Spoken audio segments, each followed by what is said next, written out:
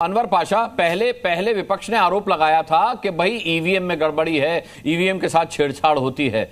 इस देश की तमाम विपक्षी पार्टियां ये साबित नहीं कर पाई कि ईवीएम के साथ छेड़छाड़ की जा सकती है। अब सवाल वोट चोरी का है, आरोप चुनाव आयोग पर है, लेकिन आपको लगता नहीं कि ये आरोप चुनाव आयोग के बहाने आप इस देश के वोटर पर डाल रहे हैं? अनुराग जी, आपसे एक अनुरोध है कि ये इंश्योर कीजिए कि डिबेट की तरह हो, मछली बाजार न बनाइए। नहीं, मेरी डिबेट मछली बाजार नहीं होती सर। ठीक है, हाँ आप बोलिए। हाँ, ये अभी तो हम देख रहे थे ना, मछली बाजार बना रखा है। क्या करूं, आपके साथी को मैं चुप करा रहा था, वो ही नहीं रहे थे। अब मैं क्या करूं बताइए। हाँ, ये इंश्योर कीजिए कि आप जब एक आदमी बोल रहा हो तो दूसरा न बोले। हाँ, अब ये स्टूडियो में है ना, उसका लाभ उठा लेते हैं। असल समस्या ये है, वो वहां से रख के चला रही है। जी बोलिए अनवर जी। ठीक है। नहीं, अजय उपाध्याय जी नहीं, सिर्फ अजय उपाध्याय जी नहीं, शाज़िया इल्मी साहिबा ज्यादा डिस्टर्ब कर रही थी, ज्यादा मछली बाजार। दोनों इस बात का ध्यान रखें। ठीक है। ये अनुराग जी, असल समस्या ये है कि इलेक्शन कमीशन अपने मुंह पर टेप लगाकर क्यों बैठा हुआ है। इलेक्शन कमीशन के बिहाफ पर बीजेपी के लोग स्पोक्स पर्सन बनकर क्यों अपनी बातें कर रहे हैं? क्या इलेक्शन कमीशन और बीजेपी में कोई फर्क नहीं रह गया है? इलेक्शन कमीशन मींस बीजेपी और बीजेपी मींस इलेक्शन कमीशन। ये स्थिति तो आज से पहले कभी नहीं थी। हमारा सवाल इलेक्शन कमीशन से, अनुराग जी, हमारा सवाल भाजपा से नहीं, हम सवाल इलेक्शन कमीशन से कर रहे हैं। क्योंकि इलेक्शन कमीशन ही जवाबदेह है। अगर इलेक्शन कमीशन इलेक्शन के प्रक्रिया में कोई गलती होती है तो उसके सवाल किससे किया जाएगा? कोई गड़बड़ी अगर उसमें होती है तो सवाल किससे किया जाएगा? हमारा कंसर्न क्या है? हम एक फ्री एंड फेयर इलेक्शन चाहते हैं। हम ये चाहते हैं कि इलेक्शन कमीशन जो है वो निष्पक्ष रूप से काम करे, अपने तरीके से फैसला करे और सुनिश्चित करे कि हमारे देश का लोकतंत्र वो बिल्कुल सुरक्षित रहे। क्योंकि इलेक्शन पर ही सारे लोकतंत्र का हमारा जो निर्भर है, इंसार है उसी पे। अगर इलेक्शन की प्रक्रिया निष्पक्ष नहीं होगी, फ्री एंड फेयर नहीं होगी, तो लोकतंत्र मजबूत नहीं रहेगा। यही हुआ था जर्मनी में। हिटलर ने भी अपने इलेक्शन कमीशन को पॉकेट, हिटलर ने भी जर्मनी में इलेक्शन की पूरी प्रक्रिया को अपनी जेब में रख लिया था और देखा हमने कि किस तरह से हिटलरशाही वहां बढ़ी। अरे वाह, किस तरह से तानाशाही वहां बढ़ी। ये जो प्रोसेस है तानाशाही, कौन साहब बोल रहे हैं भाई? इनको चुप कराइए, इनको चुप कराइए। हम तो डाटा, सारे डेटा हम कहां से दे रहे हैं? हम सारे डेटा दे रहे हैं। इलेक्शन कमीशन के ही वेबसाइट से सारे डेटा दिए जा रहे हैं। इलेक्शन कमीशन कहे कि ये हमारा डेटा नहीं है, ये वेबसाइट का डेटा नहीं है, क्या दे इलेक्शन कमीशन? हलफनामा के साथ कर दे। शाज़िया इल्मी साहबा से कहिए कि हलफनामा देकर के टीवी पर बात करने आए। हलफनामे की बात हो रही है, कहां से? लेकिन राहुल गांधी शपथ पत्र क्यों नहीं दे रहे? इस पर आप सवाल नहीं उठाएंगे? क्या राहुल गांधी को शपथ पत्र पर हस्ताक्षर नहीं करने चाहिए? अनवर पाशा, राहुल गांधी सवाल उठा रहे हैं, जसवीर यादव सवाल उठा रहे हैं। तो शपथ पत्र पर हस्ताक्षर करके अपने सवालों को ऑथेंटिक क्यों नहीं कर ले रहे हो? क्यों नहीं अपनी विश्वसनीयता में इजाफा कर ले रहे? आप अनुराग जी, आपने हलफ पत्र देकर के शुरू किया है ये डिबेट क्या? शाज़िया इल्मी साहबा से आपने हलफ पत्र मांगा है क्या? साइन करवाया उनसे आपने? भाई चुनाव आयोग ने तो कहा है ना, चुनाव आयोग का तो कहना है ना कि हलफनामा साइन करें। चुनाव आयोग का तो कहना है ना। कौन है चुनाव आयोग? किसी से लिया हलफनामा? चुनाव आयोग पहले अपना हलफनामा दे, बयान दे, जो सवाल उठाए गए हैं उसका जवाब दे चुनाव आयोग। क्यों चुनाव आयोग खामोश है? भाजपा को लगा दिया, बोले जाओ बोले जाओ बोले जाओ। भाजपा ने दिया है कभी शपथ पत्र?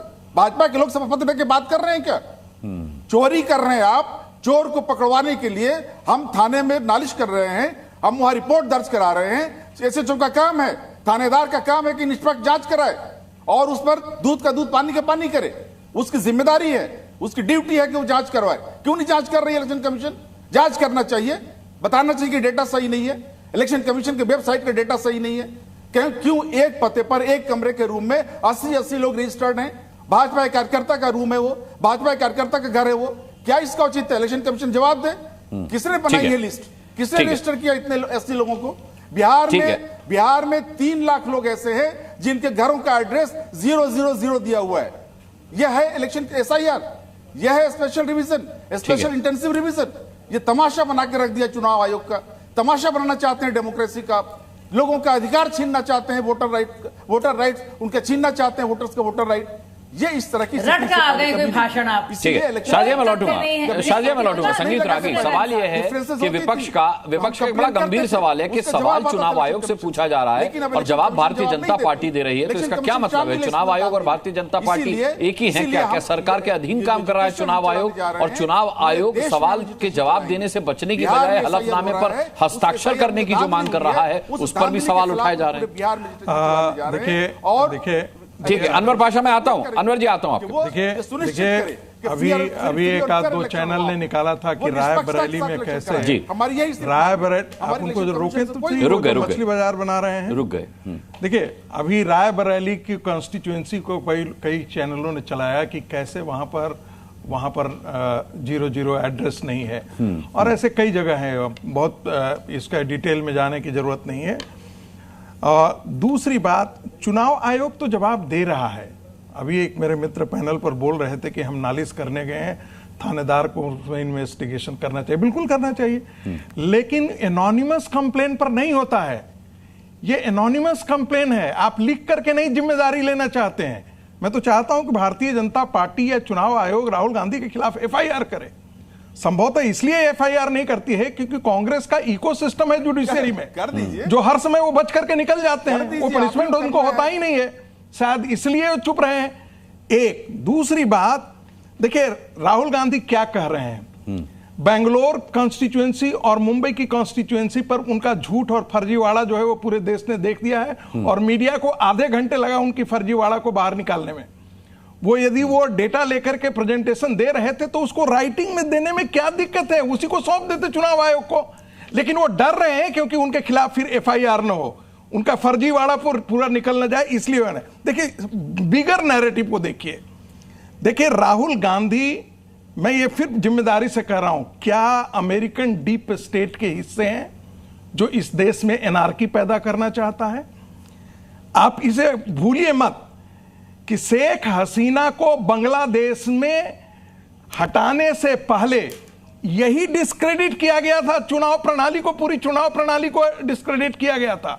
और राहुल गांधी क्या कह रहे हैं कि नरेंद्र मोदी 44 सीट पर आकर के सिमट गए होते यदि ये पूरा फर्जीवाड़ा नहीं हुआ होता तो।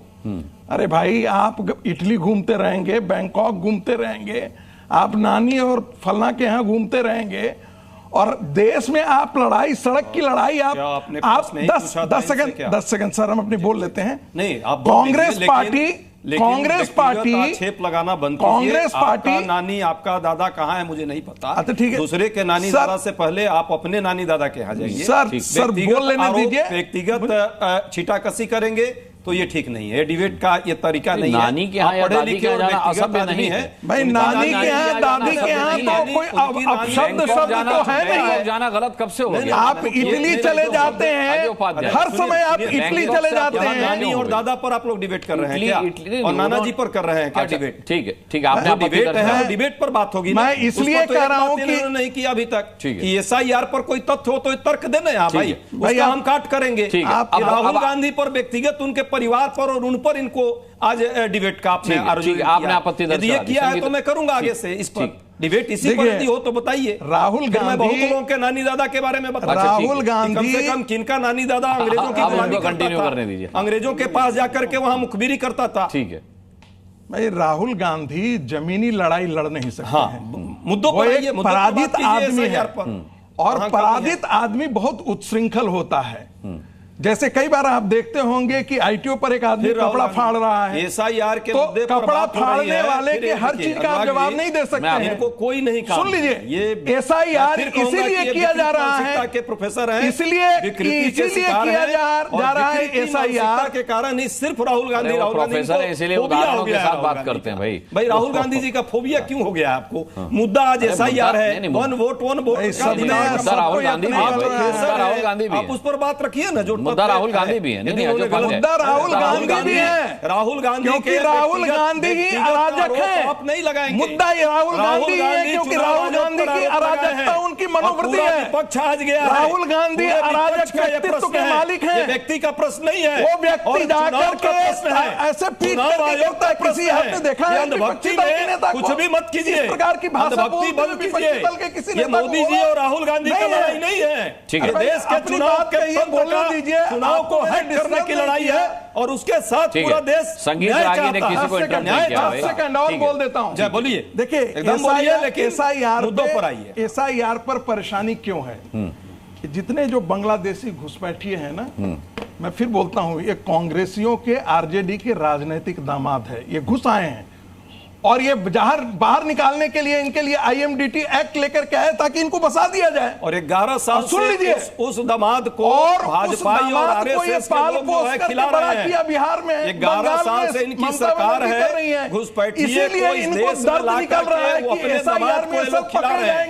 ये बांग्लादेशी घुसपैठिया इनका दामाद है जिसको ये खिला रहे हैं 11 साल से। सरकार इनकी है, बांग्लादेशी घुसपैठिया दामाद इनका हुआ, आरएसएस का हुआ, इस देश में अराजकता फैलाया जाए, सरकार का है सीएए के समय वैसे ही अराजकता फैलाया, किसान आंदोलन के समय गांधी परिवार ने ऐसे ही अराजकता फैलाया। अच्छा ठीक है, गांधी परिवार और अराजकता एक दूसरे का पर्याय बन चुका है, काम कर रहा है। ठीक है। जी